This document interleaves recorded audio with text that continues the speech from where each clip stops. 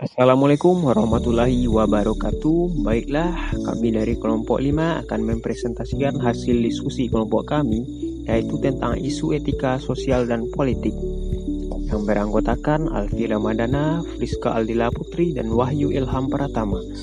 Baiklah, masuk ke materi yang pertama. Apa itu etika komputer?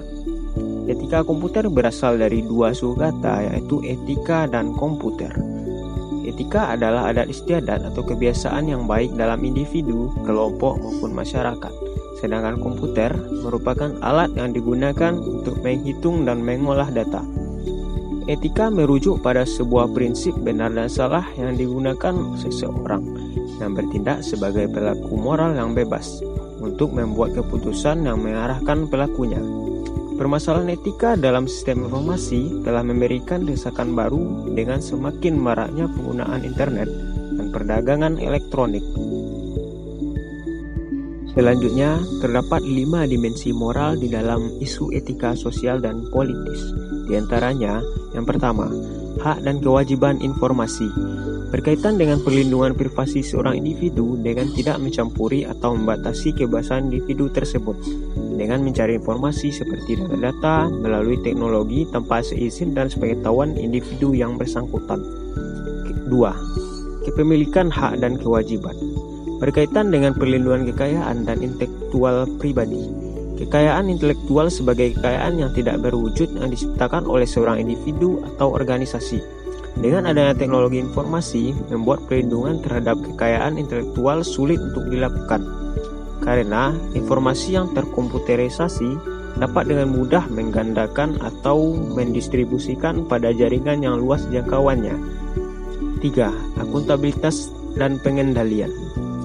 Berkaitan dengan undang-undang privasi individu, di mana teknologi informasi baru yang membawa tantangan bagi undang-undang liabilitas dan dalam praktik sosial untuk menuntut tanggung jawab perorangan dan organisasi atas bahaya-bahaya yang terjadi dari informasi individu serta hak-hak pribadi.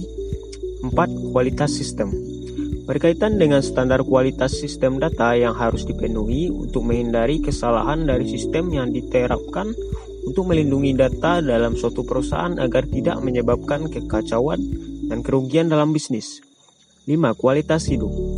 Komputer dan teknologi informasi mungkin dapat merusak elemen yang berharga dari kebudayaan yang ada di dalam masyarakat, meskipun di sisi lain juga dapat memberikan manfaat bagi kehidupan, seperti kasus internet yang bisa menjadi teman atau musuh bagi anak-anak. Dari segi positif, internet menawarkan begitu banyak hal kepada mereka, seperti mereka menggunakan internet untuk tugas sekolah atau mengirim email untuk temannya yang jauh. Selanjutnya, isu-isu pokok etika teknologi informasi. Pertama, cybercrime. Cybercrime adalah suatu bentuk kejahatan virtual dengan memanfaatkan media komputer yang terhubung ke internet dan mengeksploitasi komputer lain yang terhubung dengan internet juga. Adanya lubang-lubang keamanan pada sistem operasi menyebabkan kelemahan dan terbukanya lubang yang dapat digunakan oleh para hacker, cracker, dan script kiddies untuk menyusup ke dalam komputer tersebut. Ada beberapa jenis kejahatan cybercrime. Di antaranya, pertama, illegal access, yaitu tanpa dan dengan sengaja mengakses secara tidak sah terhadap sistem komputer lain. Yang kedua, illegal content, yaitu kejahatan dengan memasukkan data atau informasi ke internet tentang sesuatu hal yang tidak benar, tidak etis, dan dapat dianggap melanggar hukum. Yang ketiga, data forgery, yaitu kejahatan dengan memasukkan data pada dokumen-dokumen penting yang tersimpan sebagai scriptalized dokumen melalui internet. Yang keempat, spionase cyber, yaitu kejahatan yang memanfaatkan jaringan internet untuk melakukan kegiatan memata-matai pihak lain. Yang kelima, data theft, yaitu kegiatan memperoleh data komputer secara tidak sah, baik untuk digunakan secara sendiri ataupun diberikan kepada orang lain. Yang terakhir, misuse of devices, yaitu dengan sengaja dan tanpa hak memproduksi, menjual, berusaha memperoleh untuk digunakan, diimpor, diedar, atau cara lain untuk digunakannya. Isu-isu pokok etika teknologi informasi selanjutnya yaitu privacy. Masalah privasi. Kebebasan yang ada pada teknologi informasi dapat menimbulkan masalah bagi privasi seseorang ataupun lembaga. Di antara aspek privasi dalam teknologi informasi ialah: pertama, keleluasaan data pribadi. Yang kedua, persoalan yang menjadi perhatian, seperti informasi personal apa saja yang dapat diberikan kepada orang lain dan lain sebagainya. Yang ketiga, implikasi sosial. Selanjutnya, perlindungan privasi universal. Di antaranya, informasi pribadi tidak boleh untuk tujuan bisnis dari tujuan semula perolehannya.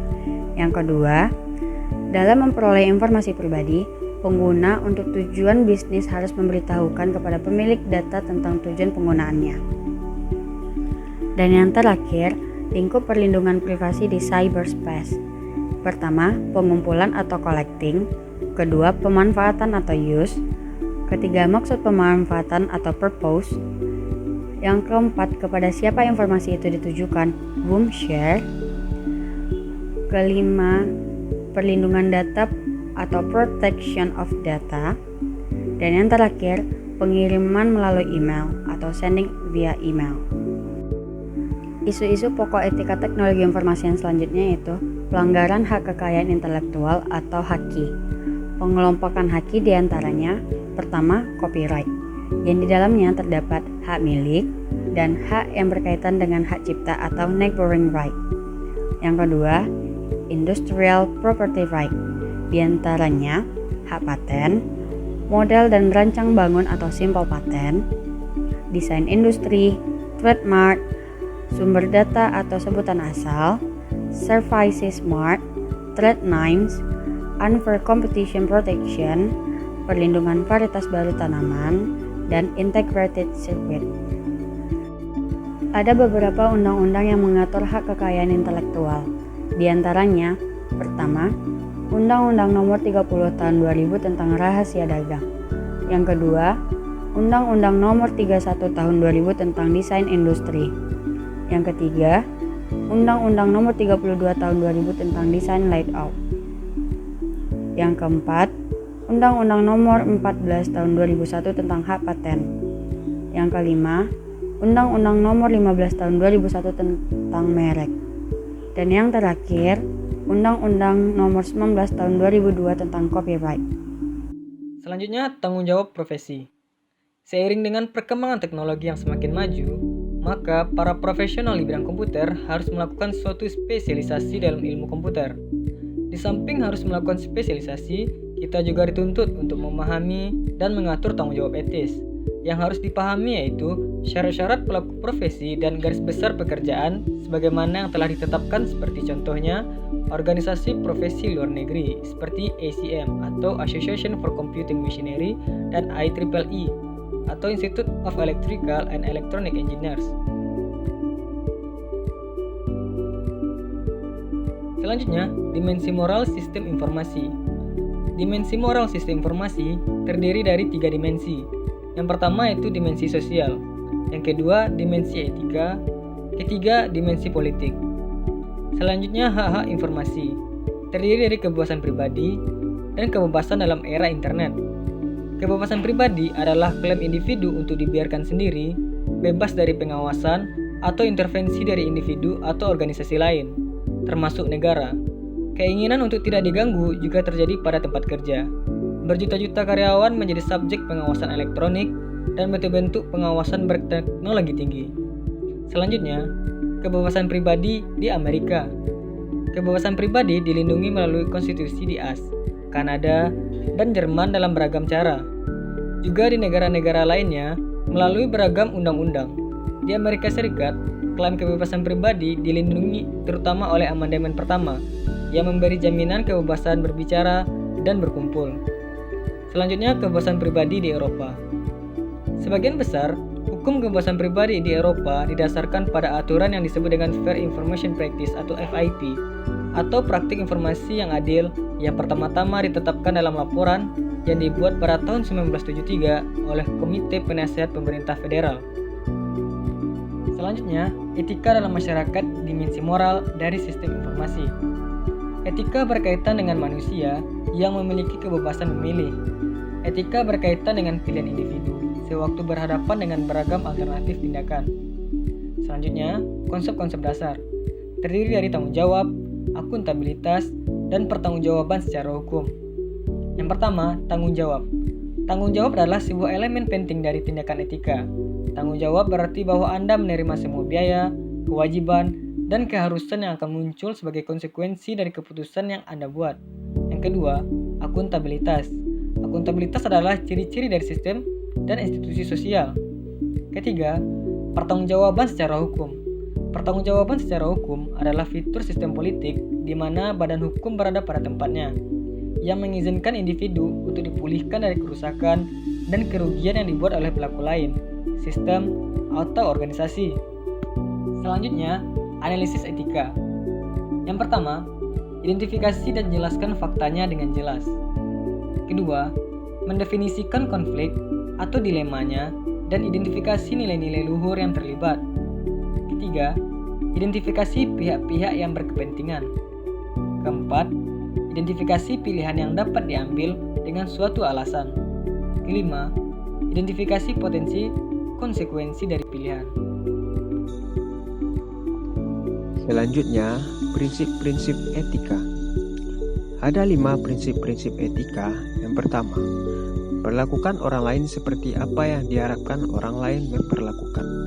2. Jika tindakan tidak baik untuk dilakukan semua orang, tindakan itu tidak baik dilakukan siapapun. 3. Jika tindakan tidak dapat dilakukan berulang-ulang, tindakan ini tidak tepat untuk diambil. 4. Ambil tindakan yang dapat mencapai sebuah nilai yang lebih besar atau luhur. 5. Ambil tindakan yang menghasilkan potensi bahaya atau biaya yang paling sedikit. Baiklah, itulah hasil presentasi dari kelompok kami. Jika ada kata-kata yang salah, kami mohon maaf dan sebesar-besarnya. Kami akhiri. Assalamualaikum warahmatullahi wabarakatuh.